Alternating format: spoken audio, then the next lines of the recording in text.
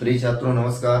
हम आपके रौनक सर जो कि क्लास 10th फिजिक्स का प्रकाश के परावर्तन चैप्टर का नाम था और उस चैप्टर में प्रकाश, प्रकाश के गुण, प्रकाश का परावर्तन, परावर्तन के नियम और गोली दर्पण क्या होता है, गोली दर्पण कितने प्रकार का होता है, प्रतिबिंब क्या होता है, प्रतिबिंब कितने प्रकार का होता है, ये सब चीज़ हम आप लोगों के प्यारे से चैनल आरपी कोचिंग क्लासेस में अपलोड कर दिया गया है। अगर नहीं देखे हैं तो वहाँ से जाके देख लेना और बेल आइकन दबा देना, सब्सक्राइब कर दीजिएगा, कमेंट कर दीजिएगा।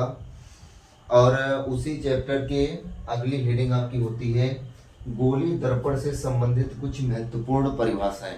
देखिए भाई साहब, फिजिक्स अगर आप लोग पढ़ रहे हैं, अगर इन सब चीज़ों का अच्छा खासा ज्ञान नहीं है कि वक्रता केंद्र क्या होता है, वक्रता त्रिज्या क्या होती है, ध्रुव क्या होता है, अगर इन सब चीज़ों की जानकारी आप लोगों को नहीं है तो आप लोगों को ना तो न्यूमेरिकल ही लगा पाएंगे, ना इसकी थ्योरी समझ पाएंगे। ठीक है ना? तो इन सब चीज़ों को अच्छे तरीके से पढ़ लीजिएगा, बेहतरीन चीज़ है, अच्छी चीज़ है और इन सब चीज़ों को अच्छे तरीके से आप लोगों को पढ़ना है। ठीक, क्योंकि अब देख रहे हैं सामने बोर्ड एग्जाम बहुत ज़्यादा दिन नहीं है, अच्छे से पढ़िए, मस्त रहिए। और हाँ, लास्ट में आप लोग इतना दावा कर रहे हैं कि अभी मैं जितना चीज़ पढ़ाऊँगा वो पूरी जितनी 6-7 रीडिंग जो भी होंगे मैं वो दावा करता हूँ कि आप लोगों के एकदम दिमाग में कर दूंगा पूरा। ठीक है ना? और ना समझ में आए तो लास्ट में आप लोग कमेंट करके खुद ही देख लेना, वीडियो पूरा पढ़ने के बाद, देखने के बाद। और वीडियो कोई स्किप नहीं करेगा, आप लोगों को फुल वीडियो वॉच करना है और इसके बाद आप लोग खुद ही आंसर करेंगे नहीं सर ये सब चीज़ जितना पढ़ाया गया ये सब समझ आ गया।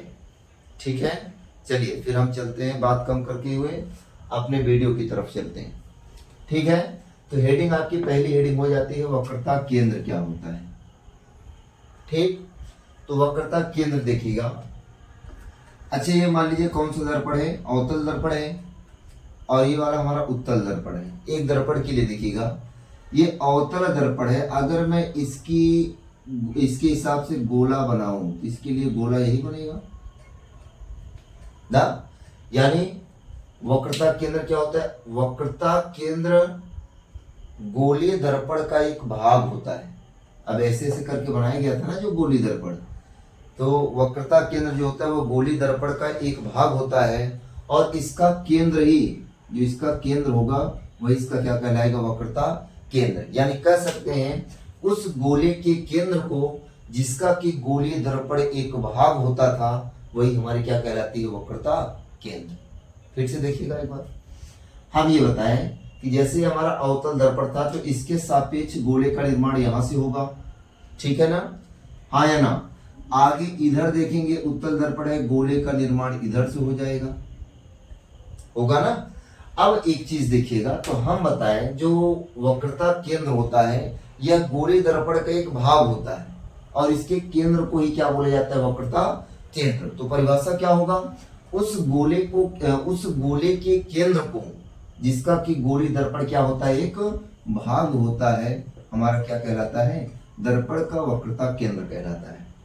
चाहे उत्तल दर्पण के लिए देखेंगे चाहे अवतल दर्पण के लिए देखेंगे, दोनों परिभाषा सेम बनेगा। और इस वक्रता केंद्र को किसके द्वारा डिनोट करते हैं, सी के द्वारा। ठीक है, एक बार फिर से देख लीजिए, उस गोले के केंद्र को जिसका कि गोली दर्पण क्या होता है, एक भाग होता है, हमारा दर्पण का क्या कहलाता है, वक्रता केंद्र कहलाता है। और इसे किसके द्वारा प्रदर्शित करते हैं, सी के द्वारा।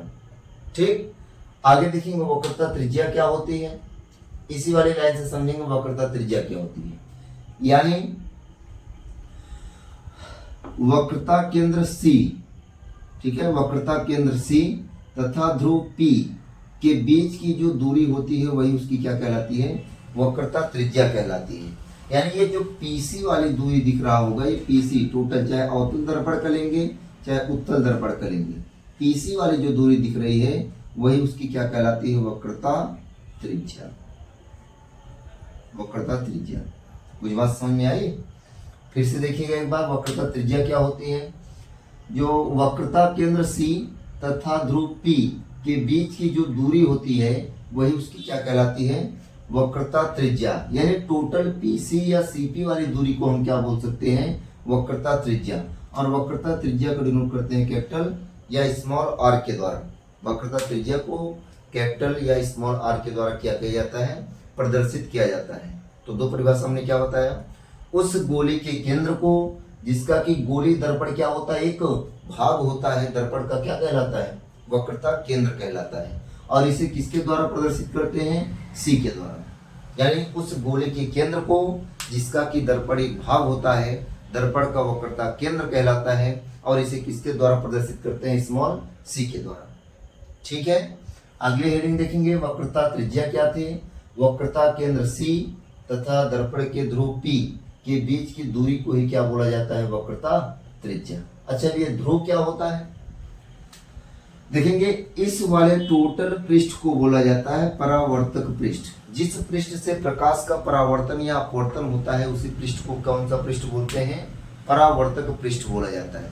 जिस पृष्ठ से किसी प्रकाश का क्या होता है, परावर्तन होता है, उसी पृष्ठ को कौन से पृष्ठ के नाम से जानते हैं, परावर्तक पृष्ठ के नाम से जानते हैं। तो ध्रुव देखिएगा क्या होगा। अच्छा, यहां से लेके यहां तक टोटल लंबाई ये हमारा परावर्तक पृष्ठ है।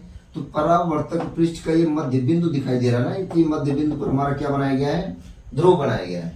यानी दर्पण के परावर्तक पृष्ठ के मध्य बिंदु को ही क्या बोलते हैं, दर्पण का ध्रुव कहते हैं। और दर्पण के ध्रुव को किसके द्वारा प्रदर्शित करते हैं, पी के द्वारा, जिसे पोल कहते हैं आप लोग। ठीक है, एक बार फिर से देख लीजिएगा, ध्रुव क्या होता है, दर्पण के परावर्तक पृष्ठ के मध्य बिंदु को ही क्या बोलते हैं, दर्पण का ध्रुव कहते हैं। और इसे किसके द्वारा प्रदर्शित करते हैं, पी के द्वारा प्रदर्शित किया जाता है। ठीक है, एक बार फिर से तीनों परिभाषा देखेंगे।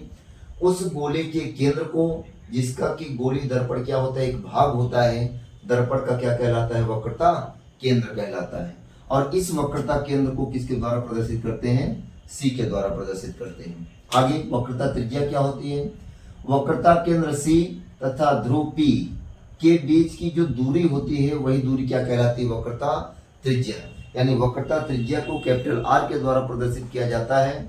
और जो दूरी पीसी वाली दूरी या सीपी वाली दूरी दिखाई दे रही है, यही इसकी क्या कहलाएगी, वक्रता त्रिज्या। अब ध्रुव क्या होता है, इस टोटल लंबाई को बोला जाता है दर्पण का परावर्तक पृष्ठ। और यहाँ पे परावर्तक पृष्ठ के दिख रहे होंगे, मध्य बिंदु पर हमारा पी स्थित है। यानी परिभाषा क्या हो जाएगा, दर्पण के परावर्तक पृष्ठ के मध्य बिंदु को ही दर्पण का ध्रुव कहते हैं। और इसे किसके द्वारा प्रदर्शित करते हैं, पी के द्वारा प्रदर्शित किया जाता है। ठीक है ना, आगे देखेंगे दर्पण का द्वारक क्या होता है। अच्छा, इस पूरे लाइन को दर्पण वो दर्पण परावर्तक पृष्ठ बोला जाता था। और इसी परावर्तक पृष्ठ के व्यास को, यानी दर्पण के परावर्तक पृष्ठ के व्यास को ही क्या बोलते हैं, दर्पण का द्वारक। जो M1 M2 वाली दूरी है, वही इसका क्या कहलाएगा, दर्पण का द्वारक कहलाएगा।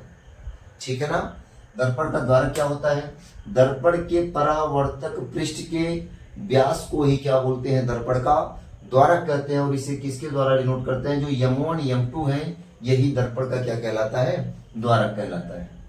मुख्य अक्ष देखिए क्या है। अब तो ये पता हो गया कि ये हमारा सी वक्रता केंद्र होता है, पी हमारा ध्रुव होता है। ठीक है ना, तो मुख्य अक्ष देखेंगे क्या होता है, दर्पण के वक्रता केंद्र सी तथा ध्रुव पी को मिलाने वाली सीधी रेखा को ही क्या बोला जाता है, मुख्य अक्ष बोला जाता है। फिर से देखेंगे एक बार, मुख्य अक्ष क्या होता है, दर्पण के वक्रता केंद्र सी तथा ध्रुव पी को मिलाने वाली सीधी रेखा को ही क्या बोलते हैं, मुख्य अक्ष बोला जाता है। ठीक है, आगे मुख्य फोकस क्या है। अच्छा, ये देख रहे होंगे अवतल दर्पण है, ये हमारा उत्तल दर्पण है। ठीक है ना, अब यहाँ पे देखेंगे ये अवतल दर्पण का मुख्य अक्ष ये है। और ये जो प्रकाश की किरणें हैं, समांतर प्रकाश की किरणें छोड़ी जा रही हैं। तो यहाँ पे देखेंगे परिभाषा क्या बन जाएगा कि दर्पण के मुख्य अक्ष के समांतर प्रकाश की किरणें छोड़ी जा रही है ना, यानी वो किरणें जो एक दूसरे को आपस में कभी भी नहीं काटती हैं, उन्हीं किरणों को बोला जाता है समांतर किरणें। ठीक है, अच्छा देखेंगे दर्पण के मुख्य अक्ष के समांतर चलने वाली प्रकाश की किरणें दर्पण से परावर्तन के पश्चात मुख्य अक्ष के जिस बिंदु पर मिलती हैं, उसी बिंदु को ही क्या बोलते हैं, मुख्य फोकस। और इस बिंदु पर देख रहे होंगे मिलती हुई प्रतीत हो रही है। तो देखेंगे क्या परिभाषा बनेगा, दर्पण के मुख्य अक्ष के समांतर चलने वाली प्रकाश की किरणें दर्पण से परावर्तन के पश्चात मुख्य अक्ष, ये वाली लाइन देखेंगे, मुख्य अक्ष पर ही सभी किरणें मिल रही हैं, तो मुख्य अक्ष के जिस बिंदु पर मिलती हैं अथवा यहाँ पे देखेंगे मिलती हुई प्रतीत हो रही है, और उसी बिंदु को कौन सा बिंदु बोलते हैं, उसी को बोला जाता है मुख्य फोकस। समझ में आया? फिर से देखिए एक बार, मुख्य फोकस क्या होता है, दर्पण के मुख्य अक्ष के समांतर चलने वाली प्रकाश की किरणें दर्पण से परावर्तन के पश्चात मुख्य अक्ष के जिस बिंदु पर मिलती हैं अथवा मिलती हुई प्रतीत होती हैं उसी बिंदु को क्या बोलते हैं, मुख्य फोकस। और मुख्य फोकस को किसके द्वारा प्रदर्शित करते हैं, कैपिटल एफ के द्वारा। कैपिटल एफ और स्मॉल एफ में बहुत बड़ा अंतर होता है। कैपिटल एफ मतलब मुख्य फोकस होता है और स्मॉल एफ मतलब होता है फोकस दूरी होता है। तो फोकस दूरी अलग चीज होता है और मुख्य फोकस अलग चीज होता है। ये नहीं करेंगे, अगर मुख्य फोकस सवाल में दे रहा है, न्यूमेरिकल में दे रहा है, तो उसे हम फोकस दूरी मान लेंगे। नहीं, फोकस दूरी अलग चीज है और मुख्य फोकस अलग चीज है। देखेंगे अब फोकस दूरी क्या होती है, यहाँ पे देखेंगे। अब तो पता हो गया, जो कैपिटल एफ था उसे ही बोलते हैं फोकस दूरी, और जो पी है इसे बोलते हैं दर्पण का ध्रुव। यानी दर्पण के मुख्य फोकस तथा ध्रुव के बीच की दूरी, जो एफ और पी के बीच की दूरी है, इसी दूरी को ही बोलते हैं फोकस दूरी। और इसको किसके द्वारा प्रदर्शित करते हैं, स्मॉल एफ के द्वारा। ठीक है ना? एक बार फिर से पूरी चीज समझेंगे। और दावा है, अगर ढंग से आप लोग पढ़ेंगे, अच्छी तरीके से एकदम कंसंट्रेट माइंड से पढ़ेंगे, तो इतना मैं दावा करता हूं कि जितनी चीज पढ़ाऊंगा, 6-7 रीडिंग जो भी हैं, सब एकदम यही तैयार करा दूंगा। ठीक है ना? देखिए आइए समझते हैं, यह वक्रता केंद्र क्या होता था। तो वक्रता केंद्र जो है वह गोली दर्पण के क्या होता है, भाग होता है। यानी गोली दर्पण के, यानी उस गोले के केंद्र को, जिसका कि गोली दर्पण क्या होता है, एक भाग होता है, उसी केंद्र को कौन से केंद्र के नाम से जानते हैं, वक्रता केंद्र कहते हैं। और इस वक्रता केंद्र को किसके द्वारा प्रदर्शित करते हैं, सी के द्वारा प्रदर्शित किया जाता है। आगे वक्रता त्रिज्या क्या होती है, वक्रता केंद्र सी तथा ध्रुव पी के बीच की जो दूरी है, उसी दूरी को क्या बोलते हैं, वक्रता त्रिज्या। और वक्रता त्रिज्या को किसके द्वारा प्रदर्शित करते हैं, आर के द्वारा प्रदर्शित करते हैं। ठीक है ना? अगर पूछी जाए टोटल लंबाई कौन सी वक्रता त्रिज्या कहलाएगी, तो ये पीसी सीपी वाली लंबाई कहिए या पीसी वाली लंबाई कहिए, यही इसकी क्या हो जाती है, वक्रता त्रिज्या हो जाती है। ठीक, एक बार फिर समझेंगे, वक्रता केंद्र सी तथा ध्रुव पी के बीच की दूरी को ही क्या बोलते हैं, वक्रता त्रिज्या बोलते हैं। और इसे आर के द्वारा क्या किया जाता है, प्रदर्शित किया जाता है। ठीक है ना? आगे वक्रता केंद्र तो समझ में आ गया। एक बार वक्रता केंद्र भी बता देते हैं, उस गोले के केंद्र को, जिसका कि गोली दर्पण क्या होता है, एक भाग होता है, दर्पण का क्या कहलाता है, वक्रता केंद्र कहलाता है। वक्रता केंद्र सी तथा ध्रुव पी के बीच की दूरी को ही कहते हैं वक्रता त्रिज्या, जिसे कहते हैं आर के द्वारा डिनोट करते हैं। और जो सीपी वाली दूरी है या पीसी वाली दूरी है, इन्हीं दूरी को ही बोला जाता है वक्रता त्रिज्या, यानी कैपिटल आर। तो अभी देखेंगे UVF में संबंध बताया जाएगा। गोली दर्पण के लिए UV तथा एफ में संबंध स्थापित कीजिए। उस संबंध में ये जो दूरी आपकी PC या CP वाली दूरी दिख रही है, इस वाली दूरी को कैपिटल R माना जाएगा। ठीक है ना? अगर यहाँ पे अच्छे तरीके से समझे रहेंगे तो वो वाली लाइन समझने में कोई परेशानी नहीं होगी। ठीक है? जब आदमी का देखिएगा एकदम बेस बढ़िया से क्लियर रहता है तो उसे समझने में बहुत ज्यादा प्रॉब्लम नहीं होती है। अब ये PC वाली या CP वाली दूरी ही नहीं समझ पा रहे हैं, CP वाली दूरी को कैसे R कहेंगे, तो जब समझे रहेंगे तभी तो बता पाएंगे ना। ठीक है ना? आगे आएंगे। अब ध्रुव क्या होता है, जो दर्पण था, इस दर्पण के परावर्तक पृष्ठ का ये मध्य बिंदु के बीच में स्थित है। यानी दर्पण के परावर्तक पृष्ठ के मध्य बिंदु को ही क्या बोलते हैं, दर्पण का ध्रुव। और इस दर्पण के ध्रुव को किसके द्वारा प्रदर्शित करते हैं, कैपिटल P के द्वारा। यानी दर्पण के परावर्तक पृष्ठ के मध्य बिंदु को ही दर्पण का ध्रुव कहते हैं। इसे किसके द्वारा प्रदर्शित करते हैं, P के द्वारा। दर्पण का द्वारा क्या होता है, ये दर्पण पूरा परावर्तक पृष्ठ था, तो दर्पण के परावर्तक पृष्ठ के व्यास को ही क्या बोलते हैं, दर्पण का द्वारा कहते हैं। दर्पण के परावर्तक पृष्ठ के व्यास को दर्पण का द्वारा कहते हैं। और M1 M2 वाली जो लाइन होगी वही इसका क्या कहलाएगा, दर्पण का द्वारक कहलाएगा। मुख्य अक्ष क्या होता है, मुख्य अक्ष देखेंगे, अब ये पता हो गया, ये वक्रता केंद्र हो गया, ये ध्रुव हो गया, यानी दर्पण के वक्रता केंद्र तथा ध्रुव को मिलाने वाली सीधी रेखा को ही क्या बोलते हैं, दर्पण का मुख्य अक्ष। दर्पण के वक्रता केंद्र C तथा ध्रुव P को मिलाने वाली सीधी रेखा को ही क्या बोलते हैं, दर्पण का मुख्य अक्ष। ठीक है, मुख्य फोकस देखिए क्या होता है, ये हमारा मुख्य अक्ष हो गया, ये F हो गया, यहाँ पे C होता है, यहाँ पे P होता है, इन दोनों के बीच की दूरी स्मॉल p होती है, F होती है, ये बताएंगे। तो मुख्य अक्ष क्या होता है, दर्पण के मुख्य फोकस, तो दर्पण के मुख्य अक्ष के समांतर, ये प्रकाश की किरण देखें चल रही है, मुख्य अक्ष के समांतर प्रकाश की किरणें चल रही हैं, तो दर्पण के मुख्य अक्ष के समांतर चलने वाली प्रकाश की किरणें, अब ये देखेंगे दर्पण पर जैसे यहाँ पे पहुंची, इसके बाद परावर्तन होकर वापस लौट गए। ठीक है, तो दर्पण के मुख्य अक्ष के समांतर चलने वाली प्रकाश की किरणें परावर्तन के पश्चात मुख्य अक्ष के जिस बिंदु पर मिलती हैं अथवा मिलती हुई प्रतीत होती हैं, इसी बिंदु को बोला जाता है मुख्य फोकस। और मुख्य फोकस को प्रदर्शित करते हैं कैपिटल F के द्वारा। यानी फिर से क्या होगा, मुख्य अक्ष के, दर्पण के मुख्य अक्ष के समांतर चलने वाली प्रकाश की किरणें परावर्तन के पश्चात मुख्य अक्ष के जिस बिंदु पर मिलती हैं अथवा मिलती हुई प्रतीत होती हैं, उसी बिंदु को क्या बोलते हैं, मुख्य फोकस। और इसे कैपिटल F के द्वारा क्या किया जाता है, प्रदर्शित किया जाता है। ठीक है, अब फोकस दूरी क्या होती है भाई साहब, ये कैपिटल F और स्मॉल कैपिटल F और P के बीच की दूरी हमारी क्या कहलाती है, फोकस दूरी। तो कैपिटल F को कहते क्या है, मुख्य फोकस, अभी अभी जो बताएं, और P को क्या कहते हैं, ध्रुव। यानी मुख्य फोकस तथा ध्रुव के बीच की दूरी को क्या बोलते हैं, फोकस दूरी, और जिसे डिनोट करते हैं स्मॉल f के द्वारा। ठीक है ना, इतनी चीज हमें लगता है आप लोगों को समझ में आ गई होगी, स्क्रीनशॉट आप लोग मार सकते हैं।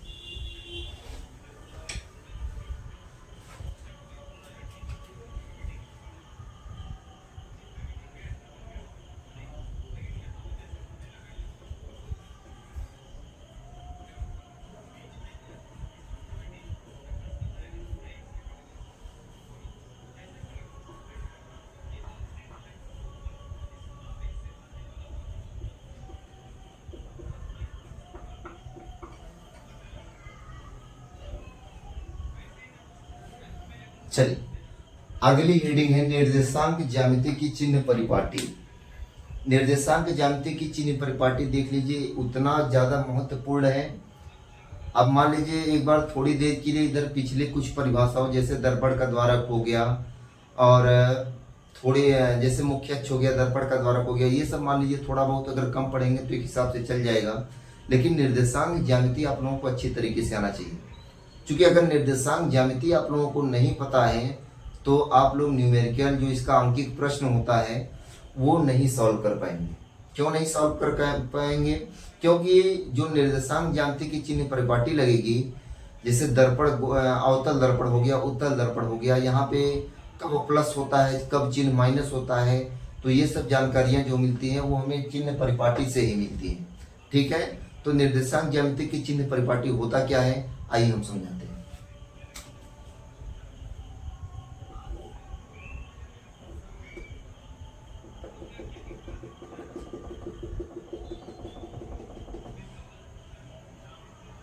देखिए ये मान लीजिए दर्पण हो गया, तो यहां पे देखेंगे पहली लाइन क्या हो जाएगी आपकी, जो पहली लाइन हो जाएगी। तो अच्छा ये हमारा दर्पण हो गया, तो इस दर्पण पर जो प्रकाश की किरणें हो रही हैं वो बाईं ओर से आपतित हो रही है ना, यानी दर्पण पर जो प्रकाश की किरणें होती हैं वो सदैव बाईं ओर से आपतित होती हैं। ठीक है, दाईं ओर से नहीं आपतित होती हैं। लिखना यही है कि दर्पण पर प्रकाश की किरणें सदैव बाईं ओर से आपतित होती है। ठीक है, ये पहली लाइन है। दर्पण पर जो प्रकाश की किरणें होती हैं वो सदैव कौन सी ओर से आपतित होती हैं? बाईं ओर से आपतित होती हैं। और यहां पे आपका होता था सी और यहां आपका होता था पी। अच्छा, जो दर्पण पर प्रकाश की किरणें हैं और इस वाली लाइन को कहते हैं मुख्य अक्ष। मुख्य अक्ष।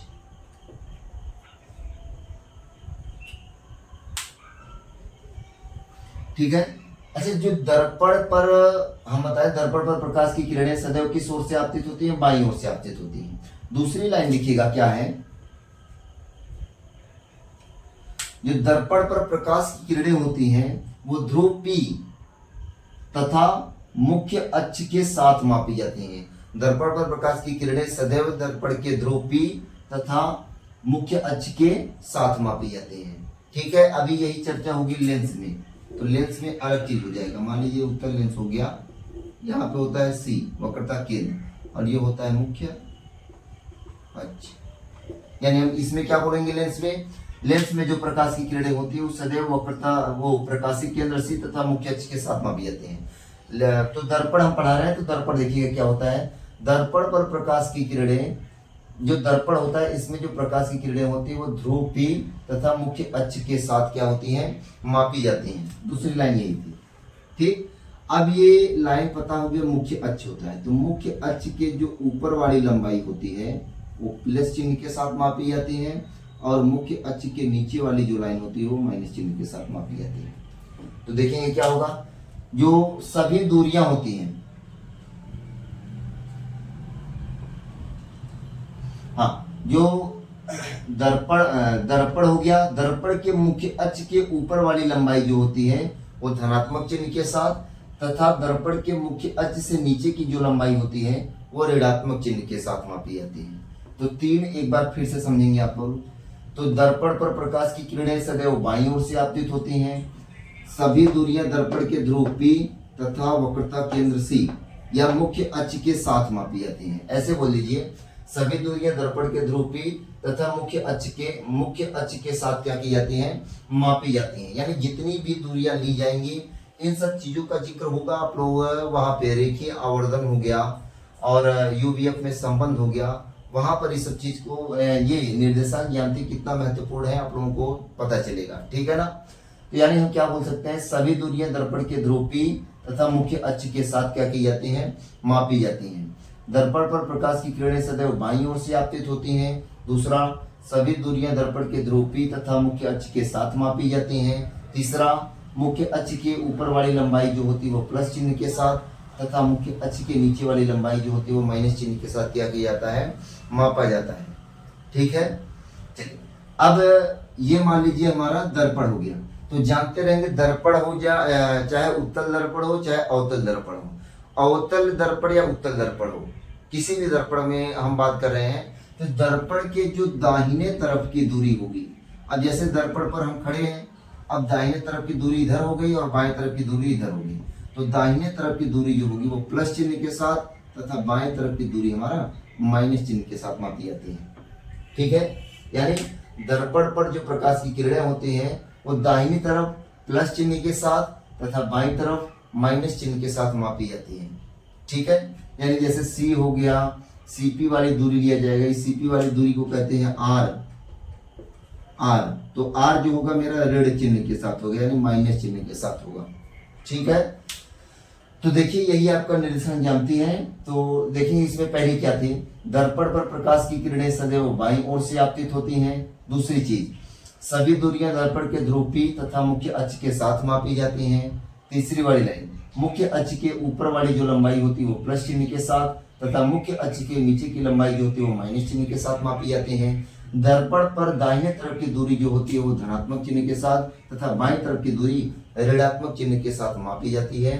यही आपका 4 निर्देशांक ज्यामिति के महत्वपूर्ण पॉइंट थे और यहाँ पे हम आप लोगों को अच्छे तरीके से समझा दिए हैं। और हाँ, जो चीज न समझ में आए आप लोग कमेंट कर दीजिएगा, उसमें जो भी आप लोगों का डाउट होगा वो डाउट को क्लियर कर दिया जाएगा। ठीक है ना। कहीं भी यहाँ पे जितनी हेडिंग पढ़ाया गया उधर जितनी परिभाषा से लेकर निर्देशांक ज्यामिति की चिन्ह परिपाटी तक अगर कोई भी लाइन या शब्द समझ ना आया हो तो आप लोग कमेंट बॉक्स में कमेंट कर देंगे और हम रिप्लाई कर देंगे उसका। ठीक है, ठीक है बेटा, आप लोग अच्छे तरीके से देखिए, पढ़ाई कीजिए, ठीक है ना। क्योंकि कंपटीशन का दौर देख ही रहे आप लोग तो उतना नहीं जानते होंगे। कंपटीशन का दौर लगभग लाखों करोड़ों बच्चे तैयारी कर रहे हैं। और ये जो बोर्ड वाला पेपर आप लोग देने जा रहे हैं, ये अकेले आप नहीं पेपर देने जाओगे, लाखों लोग पेपर देते हैं। और अभी आप लोग यहाँ पे सोच रहे हो मोबाइल चला रहे हो या और बच्चों के पास साथ टाइम स्पेंड कर रहे हो, समय ऐसे व्यतीत मत करो, ठीक है ना। वो बच्चे अपना समय दे रहे हैं बिल्कुल पढ़ाई पर। अगर आप लोगों को अच्छा परसेंटेज चाहिए तो ढंग से मेहनत से, अभी बहुत ज़्यादा कुछ बिगड़ा नहीं है। अगर अभी से ही जुट जाओगे तो लास्ट तक मैं फिजिक्स पूरा न्यूमेरिकल के साथ ख़त्म कर दूंगा। और उसमें जो भी चीज़ आप लोगों को न समझ में आए तो आप लोग कमेंट बॉक्स में कमेंट कर देंगे, हम उसको रिप्लाई दे देंगे, ठीक है। Thank you, that's all. मिलते हैं आप कल नेक्स्ट वीडियो के साथ, ठीक है बेटा।